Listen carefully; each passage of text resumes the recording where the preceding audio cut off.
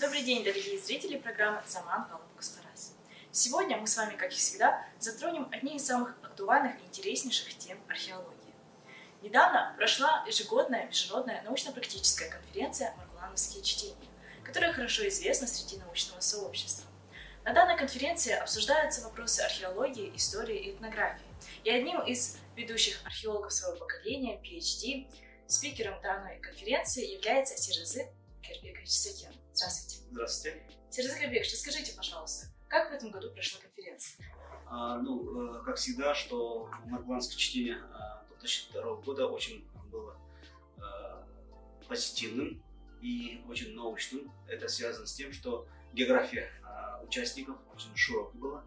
Начиная от Лондона до Улан-Батора участвовали иностранные наши коллеги, казахстанские, представлены все научные учреждения, которые занимаются древней историей. И одним из, допустим, возглавлял один из секторов, который сейчас очень популярный, это средневековая археология Казахстана. Расскажите, кто именно из зарубежных ученых участвовал в конференции? Отрадно, что именно для нашего поколения, для молодых ученых, мы рады были слышать такие лекции известных тюркологов, как доктор исторических наук, профессор МГУ имени Ломоносова Игляновича Кызласова.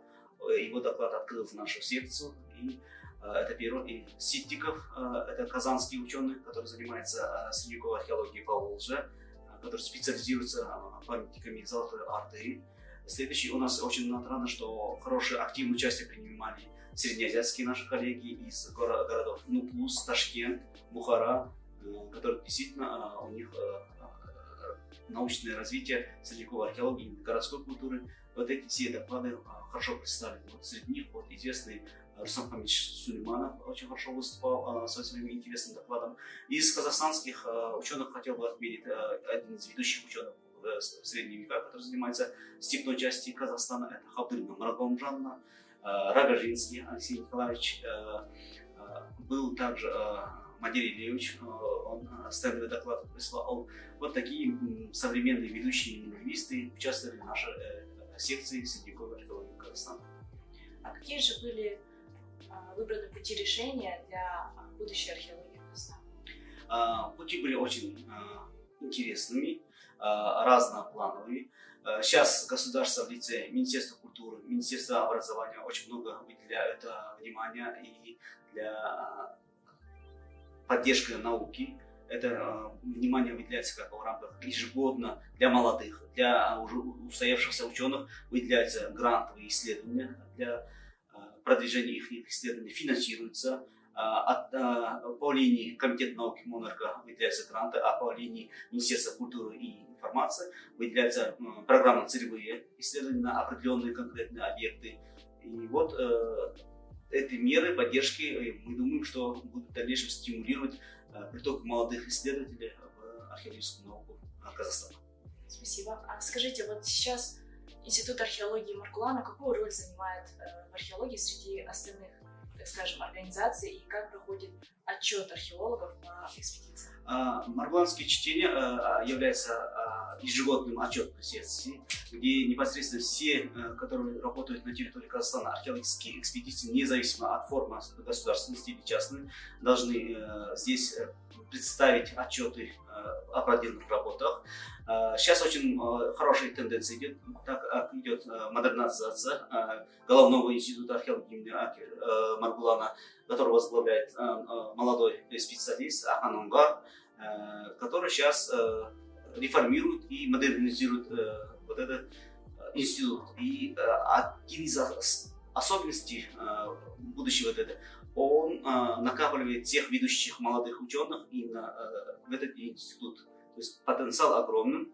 Были разделены новые отделы открытые, цифровизация, картографирование, охрана памятников. И я думаю, что в будущем институт с новым дыханием, новыми теоретическими мышлениями, практическими будет развивать науку, археологическую науку Казахстана.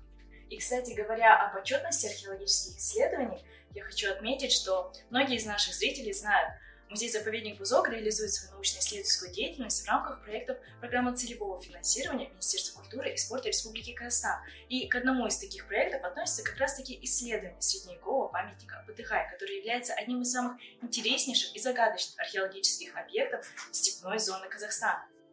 Сераз Закирбекович, как раз-таки темой вашего доклада на конференции «Маргуланские чтения» было исследование памятника Батыгай. Расскажите нам подробнее, о чем рассказывалось в вашем докладе. Совершенно верно. Вот в 2021 году начался исследование городища Батыгай при поддержке Министерства культуры и информации, которое нам дали программу целевого финансирования. Руководителем этого проекта является известный тоже молодой ученый Алексей Кукушкин. Я являюсь как соисполнитель этого проекта. И вот мы сконцентрировали в музей-заповедник Бузок молодую команду археологов, начали исследовать это городище. Городище очень важно для медиевистики степной части Казахстана. Дело в том, что средневековое городище Батыгай еще по письменным источникам 14 и 15 веков было известно. В арабских источниках, в русских летописях она упоминается. Но более подробно про это городище писали еще русские чиновники, топографы, военные топографы, которые проводили здесь разведочные работы в поисках полезных ископаемых по берегам рек Нура, Ишим, и они очень хорошие подробные описания оставили. В науке мой доклад прозвучал в таком плане: в науке медиевистики, археологии Казахстана есть проблема, что считать ли городище Батыгай как полноценным городом. На эти вопросы хорошо отвечают широкомасштабные археологические раскопки, которые мы проводили еще в 2021 году. Результаты были очень хорошими. Благодаря применению метода сплошного вскрытия мы раскопали целый, полностью целиком производственный центр, где зафиксированы полный цикл изготовления обожженных кирпичей, покрытых глазурью. То есть обнаружены 3 вида печи. Первая печь — это непосредственно кирпича-обжигательная печь. Вторая печь — это печь для плавки глазури. И третья печь — это для сушки, предварительной сушки кирпичей. То есть это полный цикл, мы выявили полный цикл производства кирпичей. Это говорит о том, что именно в этих городах, стационарных поселениях, формируются вот такие производственные центры, или мы можем говорить как производственные кварталы. Это один из факторов, что мы можем говорить, что здесь действительно в средние века функционировало городище Батыгай как город, как форпост. И второе косвенное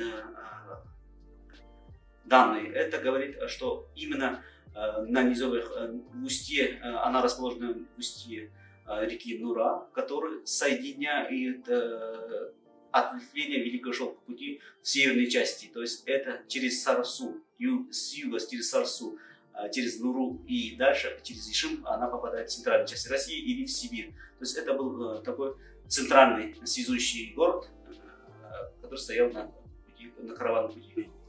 Сераз Закирбекович, вот вы упомянули письменные источники, да? А соответствует ли расположение памятника Батыгай, где вы проводили раскопки, с как раз-таки городищем, которое упоминается в письменных источниках? Да, это основная задача археологов, это идентифицировать археологические источники с письменным источником. То есть особенности изучения средних веков — это наличие письменных источников. То есть в письменных источниках упоминается, даже в итальянских каталонских картах она упоминается как из городища. То есть она описывает именно Кургалжинский регион, именно вот это устье реки Нура очень четко описывает. И более того, там описывается караванные пути. То есть несколько путей был. Самым популярным путь был это из Ат-Самарканда, Ташкент, низов в Сырдарьи до Батыгая. От Батыгая через Иргиз в Западный Казахстан до Сарайшика. То есть это все подтверждается, географическая локализация подтверждается. И другое дело, что археологи мы доказываем его предметами. Вот, допустим, к примеру, вам хочу показать наглядно, что вот этот дермен, это жернова, фрагмент дермена, она изготовлена из ракушника. выход ракушника в Казахстане только у нас в Западном Казахстане, где расположен именно сарайшик. Получается, вы нашли новую точку, где... Да, это вот такие артефакты подтверждают те описания, которые упоминаются в письменных источниках. То есть связь сарайшика с Батыгаем и через Арсу, южными городами, подтверждается вот такими находками. И... Раз уж мы перешли к находкам, и вот как раз-таки начали с Дермена, насколько я понимаю, это лишь фрагмент, да? Да, фрагмент. Но в целом какие размеры получаются? По результатам мы нашли целые вот это жернова, каменные жернова диаметром около метра. То есть эти жернова для чего нужно было? Эти жернова были нужны для производства. Что они делают? Вот мы находим эти производства, там находились где выходы кварца. Его этими дерменами превращают в песок. Как только вот это превращается в песок, она легче плавится. То есть меньше ресурсов топлива необходимо, чтобы его плавить, если мы его в песок превращаем. И вот этими дерменами они превращали кварц в песок, а затем плавили, и получался у нас глазурь для покрытия вот этих кирпичей. Вот как вы видите на примере. И, естественно, используя различные техники и гамма цветов. И по этим же кирпичам мы можем судить, что технология декора этих кирпичей нам говорит о хорошей, это дата культурно определяющаяся. То есть это говорит нам 14-15 века, эти кирпичи показывают нам точную дату. 14-15 века. А мы вот видим, что размеры кирпичей, они разнятся, и в целом вид. С чем это было связано? Почему было выбрано именно такой размер? Да. Вот это очень-очень важно, так как если мы говорим, что в Нура-Ишимском междуречье существовала и развивалась городская культура, городская культура развивается при определенных хороших государственных образованиях. То есть это говорит о том, что здесь было государственное образование, государство было. Его мы можем назвать, что городище мог возникнуть во время улуса Жоша. О чем это свидетельствует? О том, что, вот видите, да, все кирпичи стандартные, 25 на 25,5, 26 на 25,5, то есть все стандартные. То есть это стандартные кирпичи. Стандарт кто утверждает? Стандарт утверждает государство.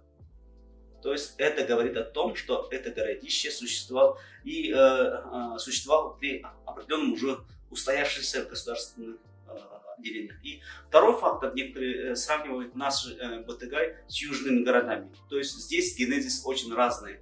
В южных городах есть большие стены, оборонительные стены. И у нас, естественно, в наркотических чтениях известные медивисты спрашивают, а где ваши защитные фортификационные системы? Но мы отвечаем на это. Это городище не нуждался в больших вот таких фортификационных системах. Почему? Потому что было улус Жоша, или потом Золотой Орда. Она государство защищала. Государство было сильное, армия была сильной, и не нужна была вот такие фортификационные системы. А вот один из факторов, почему здесь не было, потому что она находилась в центре государства.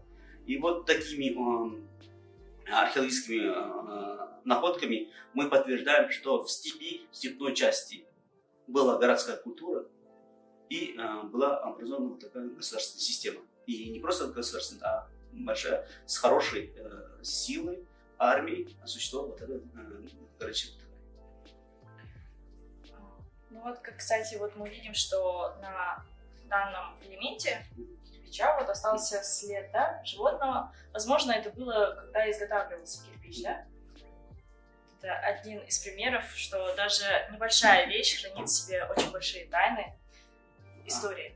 Более того, мы бы хотели сказать, что еще в 1954 году, когда первые раскопки были сделаны Алике Хаканшем Маргуланом, тогда были раскопаны мавзолеи и были обнаружены в склепах кирпичи. И в отчетах, археологических отчетах Алике Хаканшем Маргулан упоминает, что в кирпичах некоторых встречаются тамги казахских султанов. И в отчетах 2000-х годов, когда Мадияр Елеев, тоже известный медиевист, тоже раскопал несколько склепов, и в один из кирпичей было тоже родовые тамги были. Это говорит о том, что связь поколений, то есть культурный слой городища Батыгай охватывает, начиная улуса Жоша, Золотой Орды и становления казахских ханства. вот эти данные, вот эти танки, она свидетельствует об этом. А где как раз таки хранятся эти материалы? Часть сейчас хранятся, мы все собираем в музее Бузок. Некоторые части находятся в кассе реставрации, но мы сейчас ведем переговоры, чтобы все материалы комплексно, в контексте сохранить в одном научном учреждении. Мы сейчас на этой теме работаем. Сережа Сергеевич, если я правильно поняла, то есть памятник Батыгай, он был таким, так сказать, производственным центром, да? Именно тот участок, который был исследован в прошлом году. Мы также знаем, что на территории вообще Кургалжинского региона известны и другие мавзолеи, допустим, тоже Султан, Срылдам и более позднего периода Сырцовые мавзолеи. Можем ли мы утверждать, что вот как раз строительный материал для этих памятников добывался именно вот в этом месте? Или же были еще и другие очаги? Мы считаем, как ученые, что именно городище Батыгай был именно центром, производственным центром, который обеспечил регион, весь регион необходимым строительным материалом, которыми строились, возводились мавзолеи. К этому яркий пример неподалеку от Батыгая, если напрямую считать, 17 километров к востоку был исследован в 2009 году сотрудниками научно-исследовательского института Акиша мавзолей. Его мавзолей называется Жанибек Шалхар. По нумизматическим материалам, которые датируются первой половиной XIV века, его кирпичи, покрытые глазурью, и терракотовые кирпичи встречаются. Все вот эти кирпичи, мы думаем, что они изготавливались именно в производственном центре Батыгай, городище Батыгай. Об этом свидетельствует и расположение, и стиль вот этих кирпичей, тоже покрыты голубой глазурью. Говоря как раз-таки о кирпичах вот с глазурью именно, нам известно, что при раскопках, которые проводились Архией Канычем Агуланом, был также обнаружен очень большой объем материала с кирпичами, вот, покрытых глазурью. Где хранится этот материал и проводится сейчас исследование? Да, проводится. Это основной материал. Так каз реставрации, который находится в городе Алматы, они делали реконструкцию. Для полноценной реконструкции им необходимо было вот эти кирпичи, размеры, декоры этих кирпичей, они там хранятся. Но я бы хотел сказать еще один из элементов датирующего факторов, который это вот этот знаменитый тюмуридский глазурь. То есть в археологии Средневековья считается, что именно покрытый глазурью голубого цвета это показатель появляется во время правления Тимурида основного. То есть это получается мавзолей Жанибек Шалхар и Батыгай самыми северными городищами, где была распространена вот эта архитектурная мода того времени. Это тоже очень важный фактор. Следующий, хотел бы вас заметить, что вот эти все кирпичи, уважаемые зрители, уважаемые ведущие, все эти кирпичи делали местные мастера. То есть вот эти все покрыты растительным орнаментом. И еще очень важный момент необходимо отметить, по анализу декора мы судим еще одну очень важную вещь. То есть вот этот растительный орнамент, это связано с мусульманской культурой. То есть это свидетельствует о том, что в XIV веке уже в центральном Казахстане приходит ислам, исламская культура, и она отпечатывается в таких декоративных узорах. То есть растительный орнамент, зеленый цвет, это все приходит из влияния мусульманской культуры и распространением религии ислама. Это тоже важный вопрос в медиевистике степной части Казахстана. Кстати, если мы затронули вопрос об исламе, я хотела бы спросить, были ли найдены какие-то погребальные объекты и каким является ритуал? Да, именно на территории Батыгай, городища Батыгай, учеными совокупно исследованы несколько погребений, которые уже погребальный обряд соответствовал всем канонам ислама. Но еще необходимо тут важность, есть погребения, которые еще по старой традиции, кипчакской традиции, где ставят альчики или какие-то бусинки, она еще продолжается. То есть здесь мы видим симбиоз двух культур. То есть с одной стороны не отошло местная культура, кипчакская, кимакская культура, с другой стороны еще не вниз в полной мере не вошел в исламскую культуру, то есть симбиоз. Мы рядом находим погребения, погребенные обычным исламом, рядом же мы находим местные традиции с положением каких-то вещей кимако-кипчакского времени. То есть это очень тоже интересный вопрос в науке, где мы прослеживаем этот симбиоз двух культур, местных и женщин. Мы можем видеть, как происходила адаптация ислама с местным поверьем. Кстати, помимо кирпичей, также были найдены и орудия труда, так скажем, да? Расскажите вот подробно о том, что они из себя представляют. Тяжелые.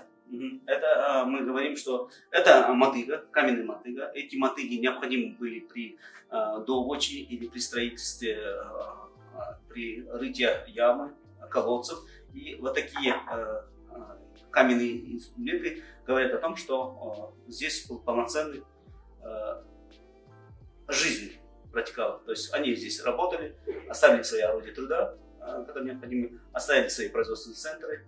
И эти находки говорят о том, что здесь люди, как обычно, все трудились, у них были орудия труда разного рода, разного характера. И, кстати, вот это, я так понимаю, собрат мотыги, да? Более меньше, так сказать.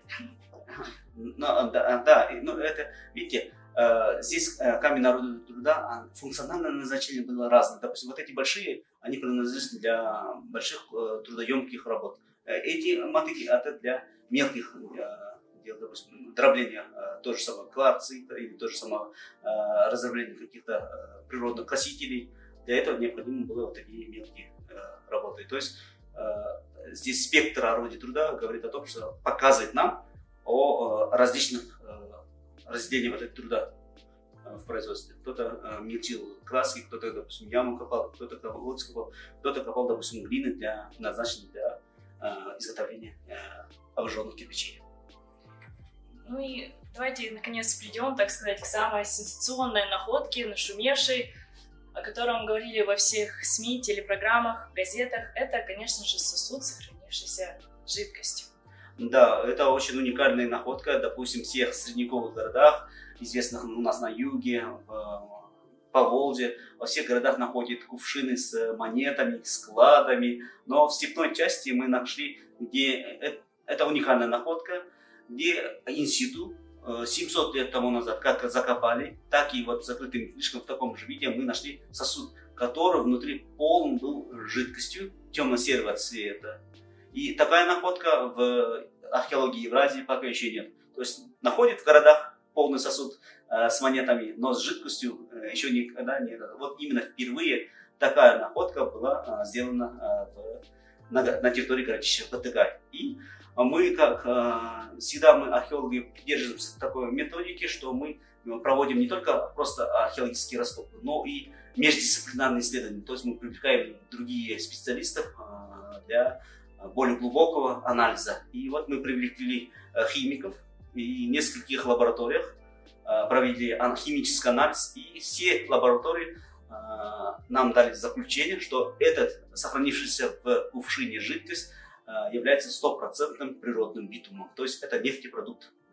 Это говорит о том, что, как я уже говорил, что государство было очень сильным, развитым, и могли 700 лет тому назад могли добывать каким-то образом нефтепродукты, которые непосредственно использовали при производстве тоже самое для определения, придерживания определенной температуры печи, чтобы глазурь плавить, чтобы эту глазурь потом на поверхность заливать на поверхность кирпичей. То есть это все технологически необходимо вот такие даже природные ресурсы, как нефть, нефтепродукты. То есть это говорит о том развитом обществе, то есть знания мастеров древних, средних века, как их добывать, как их хранить и как их использовать. То есть уже тогда было известно, что вот данное место является очагом, где можно было добывать как раз таки битум, да? Да, да, еще у нас не забывайте, что этот проект на 3 года, мы еще не все исследовали, мы только малую часть только начали исследовать. В этом году мы планируем широкомасштабное изучение этого городища. Я думаю, что и благодаря мы сейчас буквально месяц мы планируем на разведку, чтобы узнать, где же могли они месторождение вот этих то же самое нефтепродуктов найти и другие какие-то объекты изучить. И в комплексе это даст нам возможность говорить о том, что здесь была развитая городская культура и развитое общество.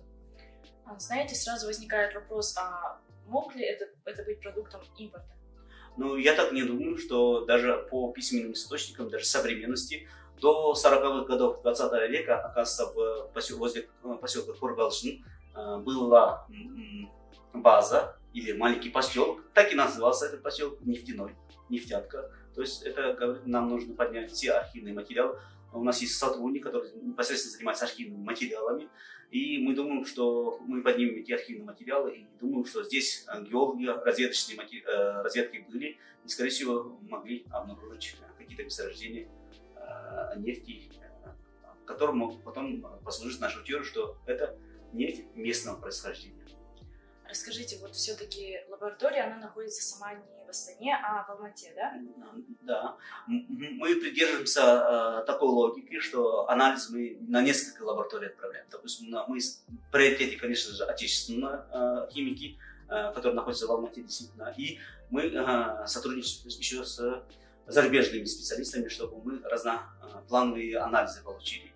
И мы еще подаем на другие зарубежные научные учреждения, чтобы произвести химический анализ и ряд других анализов. А как при этом соблюдаются правила транспортировки?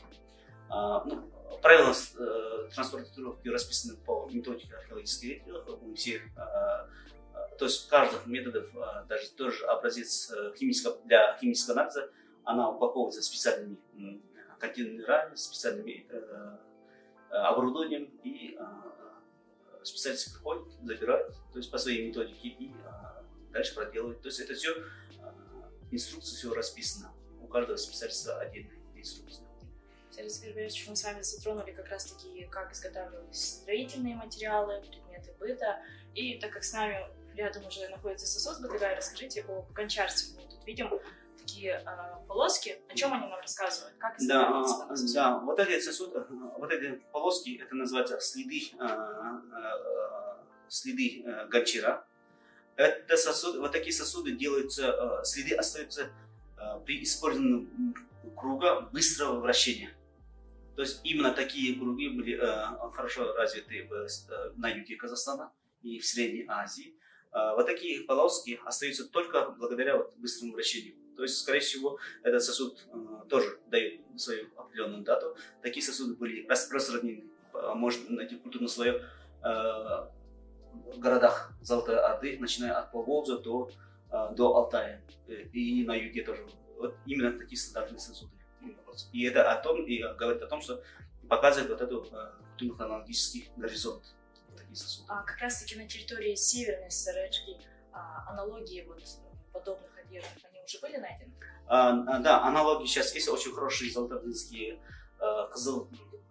Кызылтан, который исследует павлодарский археолог, это уже гораздо севернее, точно такие же на реке Силикты, точно такие же стандартные кирпичи, раскопываются, исследуются золотоордынские мавзолеи.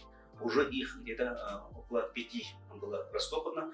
На западе сейчас выявляются золотоордынские мавзолеи. То есть все их кирпичи, состав, форма, все одинаковое. То есть это, я уже говорю, это как одно из показателей государственного образования, сильного государственного образования. И я хотел бы отметить, что почему мы сейчас говорим о том, что исследование Золотоордынска является в тренде, популярности, так как исследовать Золотую Орду, из Золотой Орды выходят современные государства казахов, башкир, татар, то есть оттуда идут современные государства. То есть исследование памятников Золотой Орды сейчас необходимо и археологически. Вот как раз-таки расположение этих памятников, и, кстати, того же памятника Бузок и Батыгай, и, как вы упомянули, на территории Павлодарской области, есть ли между ними взаимосвязь? Взаимосвязь, естественно, так как они все расположены на дорогах караванных путей. Как вы уже говорили, мы знаем общие артерии этого Великого Шелкового пути, который достигает от Китая до Византии, но мы всегда забываем упоминать, что были ответвления от Великого Шелкового пути.